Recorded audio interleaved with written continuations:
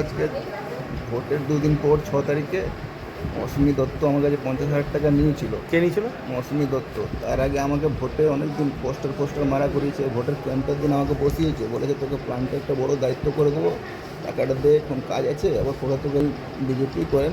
আর আপনি? আমিও বিজেপিই করি। তারপর আমি তো মানে অ্যাক্টিভ মেম্বার।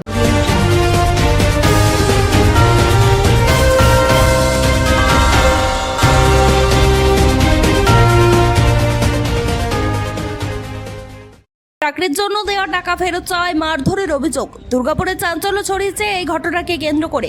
অভিযোগকারীর নাম ওম প্রকাশ প্রসাদ। তার দাবি, দুর্গাপুর ইস্পাত কারখানায় চাকরি করে দেওয়ার আশ্বাস দিয়ে বিজেপি নেত্রী মৌসুমী দত্তের হাতে 50,000 টাকা তুলে দিয়েছিলেন তিনি, কিন্তু চাকরি না মেলায় তিনি টাকা ফেরত চান। সেই সময় তাকে মারধর করা হয় বলে অভিযোগ। গুরুতর জখম অবস্থায় ওম প্রকাশ প্রসাদকে ভর্তি করা হয় দুর্গাপুর মহকুমা হাসপাতালে। তাকে বাঁচাতে গিয়ে আক্রান্ত হন তার ভাইও।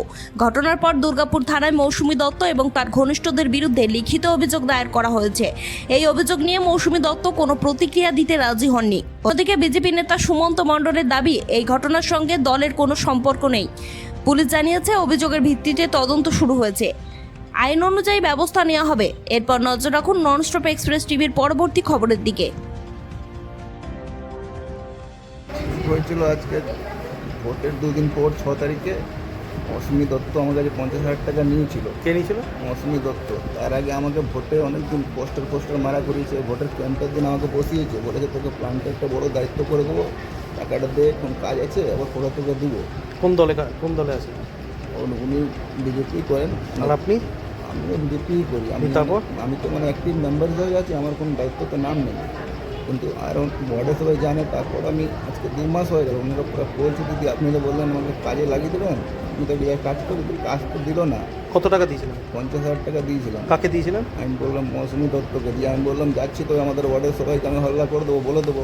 যখনই আমি এদেরকে ডেকে ওখানে বলতে যাচ্ছি, তার আগে ওরা দুমদাম করে মারতে শুরু করে দেয়। ঠিক আছে, যখন কথাটা হয়, তারপরে পান্টু বাচ্চু এরা পুরো মদ খেয়েছিল। ঠিক আছে, মৌসুমি গায়ে উঠে যাচ্ছে, বলছি বৌদি তুমি সরে যাও। পরের সাথে আমি মারতে যাচ্ছি, তখন মারতে দিচ্ছে না, দুমদাম করে আমার হাতটা ভেঙে দিল।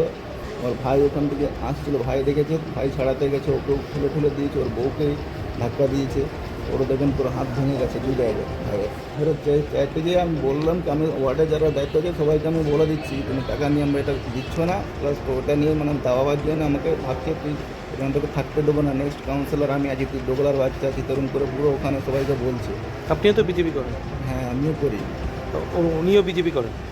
উনি দায়িত্বতে আছেন, আমি কোনো দায়িত্ব দেন, সেই জন্য কি পদে আছেন? দাওয়াতে চাইছে। উনি শক্তি কেন্দ্রতে আছেন। কি নাম তার? মৌসুমী দত্ত। আরও ওয়ার্ডে অনেকের কাছে আমি তো পার্টি করি না।